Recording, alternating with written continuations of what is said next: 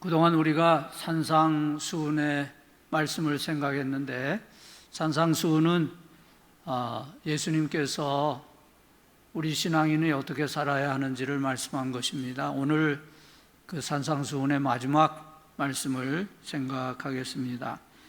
우리가 성경을 보면은 하나님의 생각과 우리의 생각이 아주 다르다는 것을 알게 됩니다.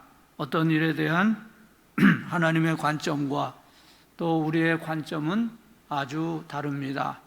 이런 이야기가 있지요.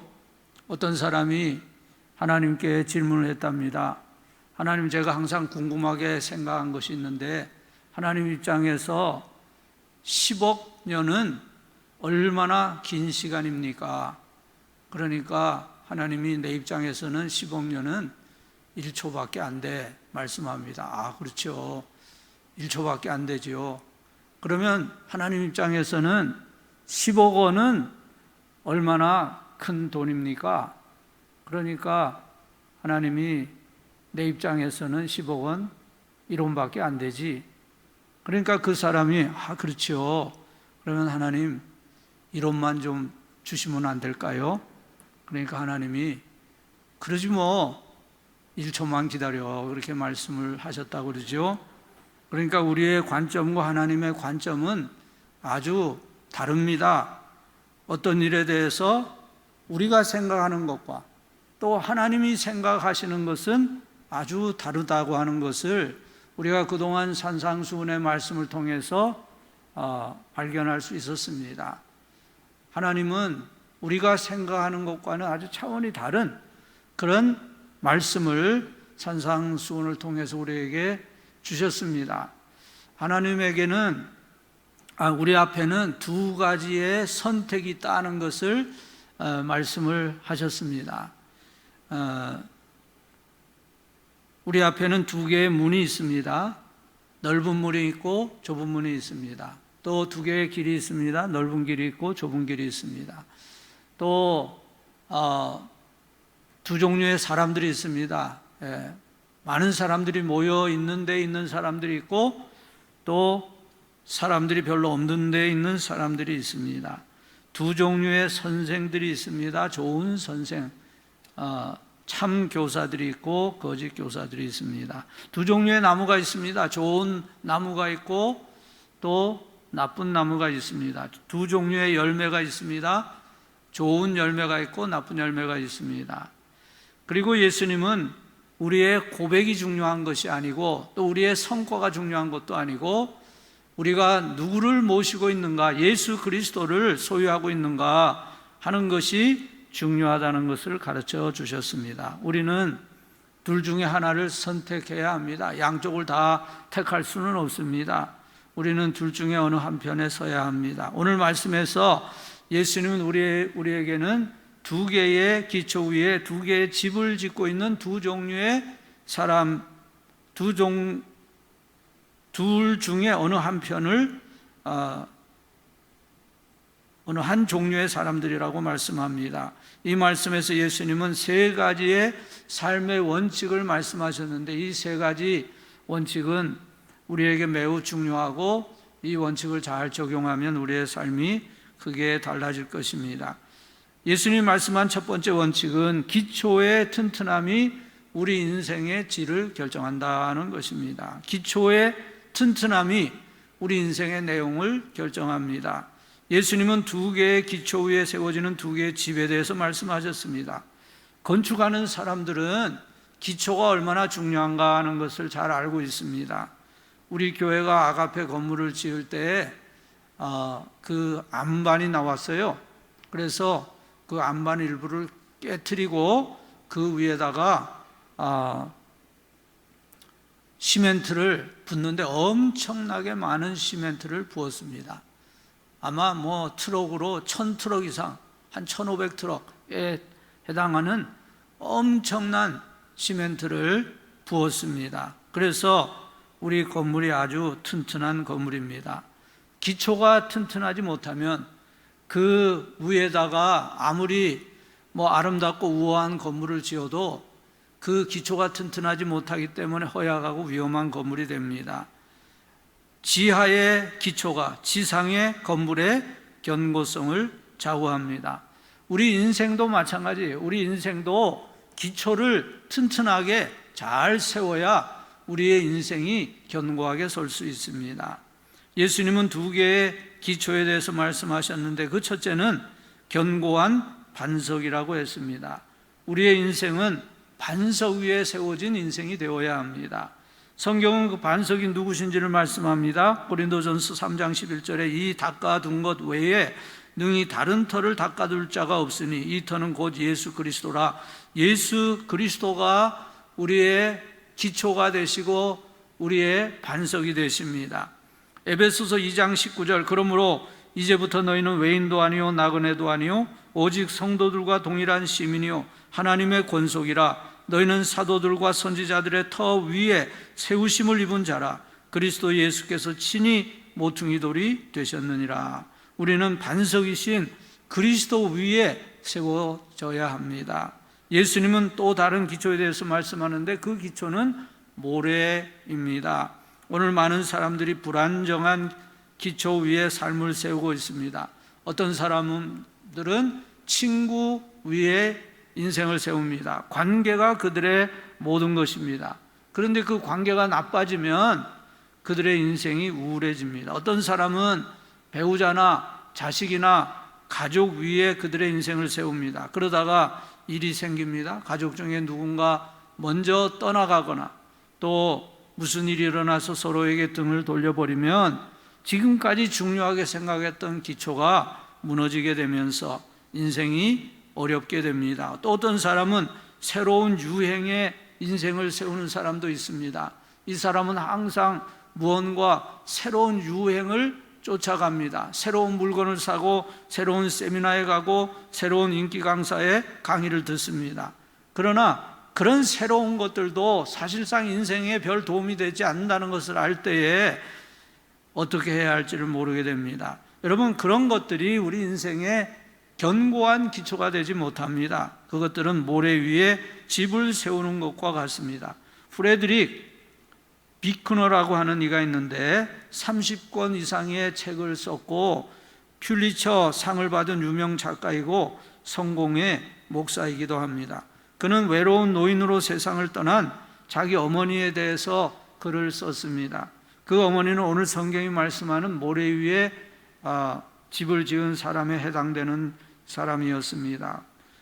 비크너 씨는 말하기를 우리 어머니는 무정한 어머니는 아니었지만 마음 깊은 곳에서 별 감동을 느끼지 못하는 분이었습니다. 어머니의 마음 깊은 곳에는 공허함이 있었습니다. 어머니의 노년은 행복하지 못했고 비애에 가득 차 있었습니다. 그는 이렇게 말했습니다.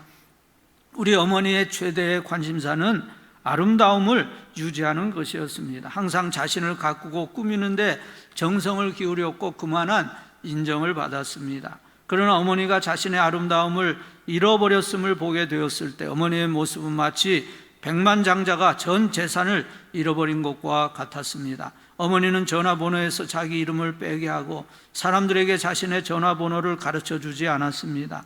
외모의 미가 사라지자 어머니는 세상에 줄 것이 아무것도 없다고 생각하고 세상과 등진 삶을 시작했습니다. 어머니는 자신의 아파트에 운둔했습니다. 그리고 자신의 방에 머물러 있었고 나중에는 자신의 의자에 머물러 있었습니다. 그리고 마침내 어느 여름이 지나갈 때 자신의 침대 위에서 아마도 주무시다가 세상을 떠났습니다. 이 어머니는 평생 아름다움이라는 기초 위에 자신의 인생을 세웠습니다. 그런데 문제는 나이가 들면 사람의 아름다움은 사라지게 된다는 것입니다. 사라질 수밖에 없지요. 그것은 누구도 어떻게 할 수 없는 문제입니다. 성형수술 같은 것으로 좀 시간을 연장할 수는 있을지 모르나 그것도 잠깐 동안일 것입니다. 참다운 아름다움은 외모의 아름다움에 있지 않습니다. 참다운 아름다움은 그 외모의 아름다움을 넘어서서 마음의 아름다움에서 참다운 아름다움이 오는 것입니다. 그 아름다움은 노년의 날에도 또 얼굴의 주름살을 통해서도 빛나는 아름다움입니다. 진정한 아름다움은 우리가 주님을 알고 주님을 사랑하기 때문에, 또 주님께 기도하는 사람이기 때문에 우리의 신앙에서 나오는 아름다움입니다. 오늘 우리는 우리의 신앙의 부모님들에게서 그런 아름다움을 보게 됩니다. 이번 올림픽에서 우리나라 배구 선수들이 4등을 했지요. 4등을 하면서 정말 굉장한 인기를 얻었습니다. 솔직히 말해서 우리나라 배구 선수들이 그렇게 외모가 아름다운 선수들이라 그렇게 말할 수는 없을 것입니다. 또 뭐 그렇다고 외모가 안 좋은 사람들도 아니지만 그렇게 탤런트나 배우들처럼 그렇게 미녀들은 아닙니다. 그래도 정말 열심히 운동을 했잖아요. 그래서 케냐도 이기고 도미니카도 이기고 일본도 이기고 터키도 이기고 그렇게 해서 4강까지 올라갔습니다. 메달을 따지 못한 것은 참 좀 안타깝지만은 그 우리나라 선수들이 굉장히 잘했어요. 근데 사실 내용을 우리 국민들이 다 아는 대로 그 학폭 문제 때문에 두 사람이 탈락이 되고 실력 면에서는 그런 우리나라 팀들이 이긴 팀들이 다 그 랭킹이 세계 랭킹이 다 등수 안에 있는 팀들이거든요. 그래서 우리보다 사실 그분들이 다른 나라 선수들이 실력이 좋아요. 그럼에도 불구하고 정말 열심히 뛰어서 그렇게 성적을 올리는 그 모습, 정말 몸을 돌보지 않고 그렇게 애쓰고 뒹굴고 그런 모습이 국민들에게 감동을 주었다, 그렇게 말할 수 있을 것입니다. 외모로 말하면 그 학폭으로 탈락된 두 사람이 사실 외모는 좋은 사람들이에요. 그래서 또 외모도 이쁘고 그러니까 인기도 좋았어요. 그런데 외모는 좋은지 모르나 심성이 안 좋다 하는 것이 드러났기 때문에 그 사람들은 이제 국민의 외면을 받고 우리나라 다른 선수들 그렇게 외모가 썩 좋은 건 아니지만은 열심히 그렇게 최선을 다하는 그런 모습을 보여주었습니다. 사실 부상들을 다 가지고 있고 어떤 사람은 무릎을 수술을 한 지 3개월밖에 안 됐다. 손가락을 수술을 해서 손가락 8개밖에 못 쓴다. 다 허벅지가 터지고 하여간 그 몸이 다 성치 않은 사람들임에도 불구하고 그렇게 최선을 다해서 애쓰는 그 모습을 우리가 보면서 정말 마음에 감동을 느꼈습니다. 여러분, 장미란 선수를 아시잖아요. 장미란 선수는 역도로서 세계 챔피언에 올랐던 그런 선수입니다. 그런데 장미란 선수가 역도를 하기 위해서 자기의 여자로서의 아름다움을 포기했다는 것을 여러분은 아마 다 아실 것입니다. 장미란 선수를 보면은 정말 여자의 아름다움하고는 너무나 거리가 먼 그런 모습입니다. 장미란 선수의 모습을 한번 보여주세요. 예. 장미란 선수가 몸무게를 이 운동하는 동안에 115kg을 유지했다 그럽니다. 그러니까 여자로서 115kg을 유지하려면 굉장히 몸을 불려야 되는 거예요. 그래야 또 무거운 것을 들 수가 있는 거죠. 그래서 이렇게 장미란 선수의 외모가 이랬어요. 그런데 장미란 선수가 이제 운동을 그만두니까 외모가 달라집니다. 예. 굉장히 외모가 달라졌지요. 그래서 장미란 무슨 재단도 만들어서 좋은 일도 하고 아주 신앙이 좋은 사람인데 최근에는 또 장미란 선수가 이렇게 얼굴이 또 달라졌어요. 그래서 다른 사람 같잖아요. 그래서 완전히 정말 지금 보면은 참 여성스러운 그런 사람으로 바뀌어졌습니다. 이런 사람이 될 수 있는 사람인데 운동을 하기 위해서 그렇게 여자로서의 그런 아름다움을 다 포기했다고 하는 것입니다. 그리고 이 장미란 선수가 참 신앙이 좋고 또 심성이 착해요. 그래서 좋은 일도 많이 하고, 그러니까 이 국민들의 사랑을 받는 그런 사람이 된 것입니다. 항상 그 어떤 외모만 생각하는 것은 굉장히 그런 아주 얇은 차원이고, 그 마음이 착하고 또 마음속에 항상 기쁨이 있고 감사가 있고 또 그러면서 최선을 다하고, 그런 사람이 진정으로 아름다운 사람이라 그렇게 말할 수 있을 것입니다. 오늘 본문이 말씀하는 것이 그런 것입니다. 우리가 참 반석이신 그리스도 위에 인생을 세우지 않고 어떤 쾌락이나 돈이나 미모나 우정이나 자식이나 결국은 사라질 어떤 것이 결국은 모래 위에 지은 인생이 된다는 거예요. 그래서 그 모래 위에 세운 인생은 결국은 실망으로 또는 비참한 그런 상태에서 인생을 마칠 수밖에 없게 된다 하는 것입니다. 예수님이 말씀한 첫 번째 원칙은 기초의 튼튼함이 우리 인생의 질을 결정한다고 하는 것입니다. 두 번째, 오늘 본문이 가르쳐 주시는 것은 인생의 폭풍우가 우리의 기초의 질을 드러낸다 하는 것입니다.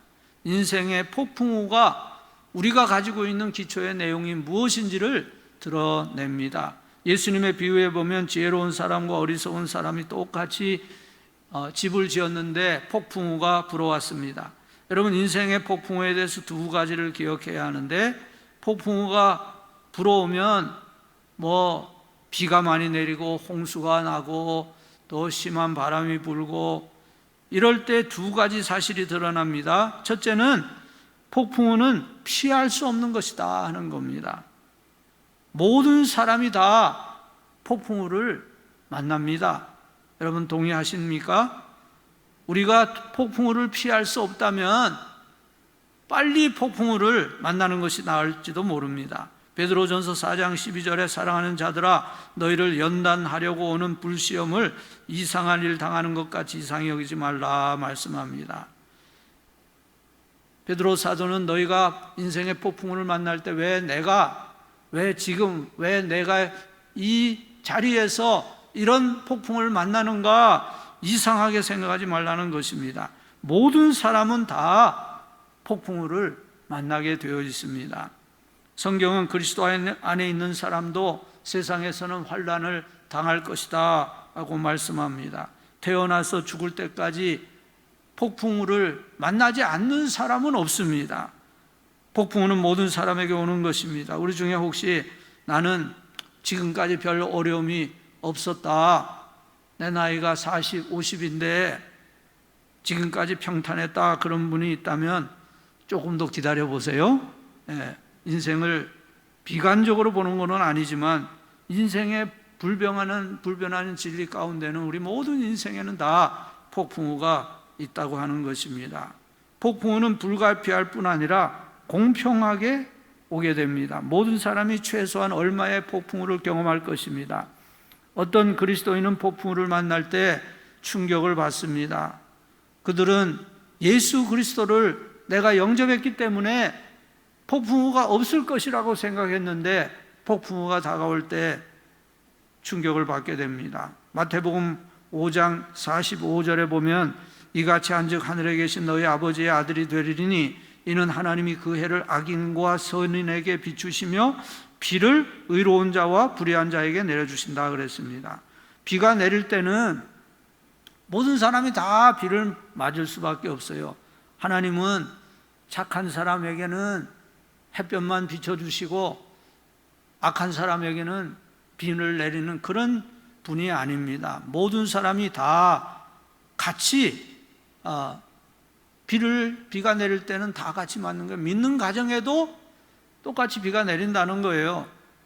문제는 우리의 삶의 한 부분입니다. 문제는 불가피할 뿐 아니라 골고루 일어납니다.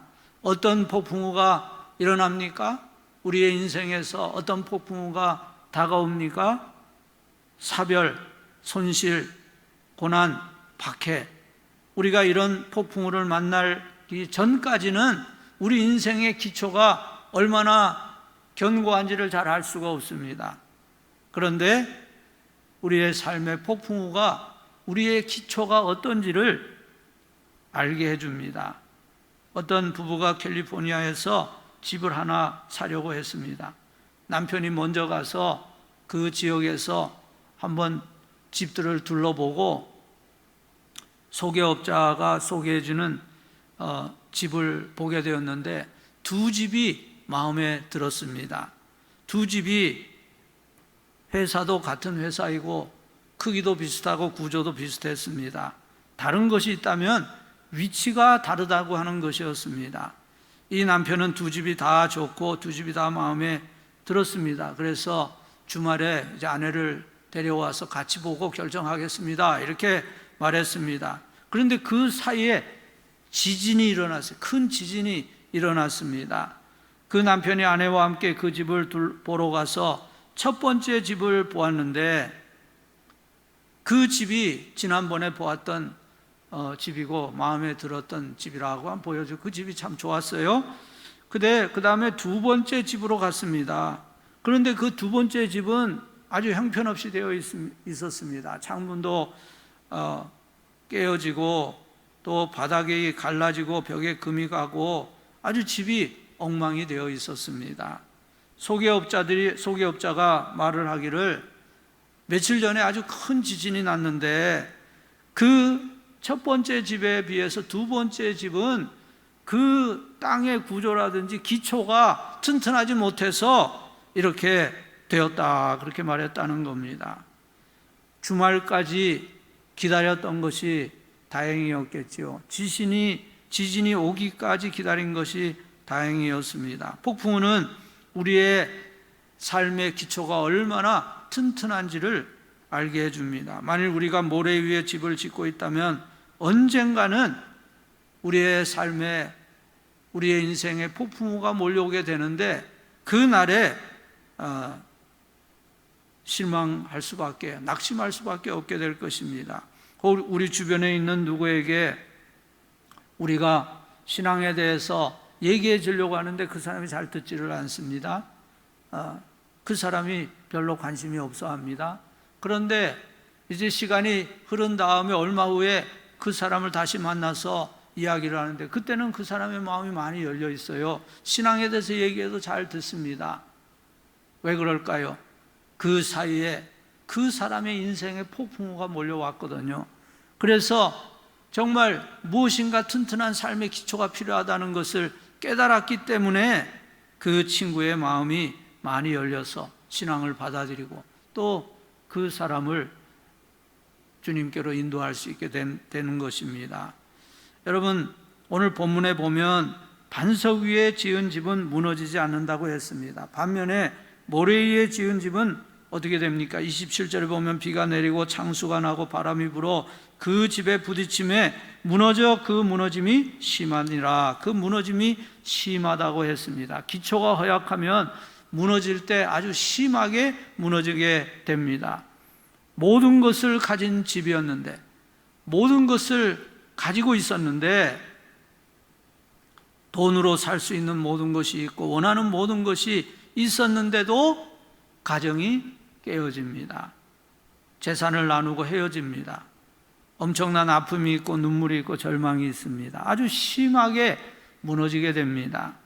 모래 위에다 집을 크게 지으면 지을수록 넘어질 때는 더 크게 넘어지게 됩니다. 우리가 반석이신 예수님께 기초를 쌓지 않으면 폭풍우가 찾아올 때 우리의 기초가 허약한 것이 드러나게 되고 그 폭풍으로 인해서 우리의 삶이 심하게 넘어지게 된다는 것입니다. 자, 세 번째 원칙은